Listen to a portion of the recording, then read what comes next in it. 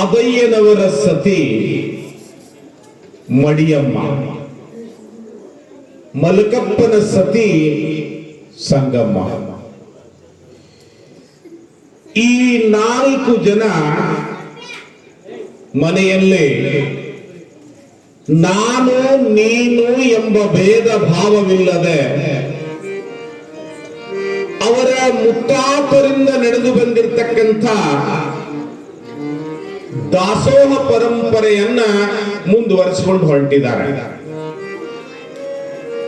ಅತಿಥಿ ಅಭ್ಯಾಗತರು ಊರಿಗೆ ಬಂದ್ರೆ, ಅಂಧ ಅನಾಥರು ಗ್ರಾಮಕ್ಕೆ ಬಂದ್ರೆ, ಯೋಗಿ ಶಿವಯೋಗಿ ಪುಂಗವರು ದಯಮಾಡಿಸಿದ್ರೆ ಅವ್ರಿಗೆ ಯಾರಿಗೂ ಯಾವುದೇ ಮರುಮಾತನಾಡದೆ ಪ್ರಸಾದದ ವ್ಯವಸ್ಥೆ ಆ ಅರಳಗುಂಡಿಗೆಯ ಸಾಲೋಕ್ಯ ಮನೆತನದಲ್ಲಿ ತಲತಲಾಂತರದಿಂದ ನಡೆದು ಬಂದಿತ್ತು. ಏ ಪುಟ ನಡೆದು ಬಂದಿತ್ತು. ಅವರಿಗೆ ಭಗವಂತ ಉಣಲು ಕಡಿಮೆ ಮಾಡಿದ್ದಿಲ್ಲ, ಉಡಲು ಕಡಿಮೆ ಮಾಡಿರಲಿಲ್ಲ, ಮೇಲೆ ಎತ್ತಿಡಲು ಕಡಿಮೆ ಮಾಡಿರಲಿಲ್ಲ. ಆದರೆ ಭಗವಂತ ಏನೆಲ್ಲವನ್ನು ಕೊಟ್ಟರೂ ಕೂಡ ಒಂದು ಕೊರತೆಯನ್ನು ಇಟ್ಟಿರ್ತಾನಂತೆ. ಯಾಕಂದ್ರ ಏನು ಬೇಡಿದ್ದನ್ನು ಎಲ್ಲವನ್ನು ಇವನಿಗೆ ಕೊಟ್ಟು ಬಿಟ್ರ ಎಲ್ಲಿಂದ ಬಂದಾನ ಆ ಮಾರ್ಗವನ್ನು ಮರಿತಾನೆ ಇವನು ಅಂತ. ಸದಾ ಶಿವನೇ ಶಿವನೇ ಅನ್ಬೇಕು. ಎತ್ತಿನ ಗಾಡಿಯಾಗ ಆರಾಮ್ ಹೊಂಟಾಗ ಬಸವಣ್ಣನ ನೆನೆಸಂಗಿಲ್ಲ ನಾವು. ಒಂದು ಗಚ್ಚಿಗೆ ಬಂತಂದ್ರೆ ಸಾಕು ಬಸವಾ ಬಸವಾ ಅಂತೀವಿ. ಹಂಗ ಬದುಕಿನೊಳಗ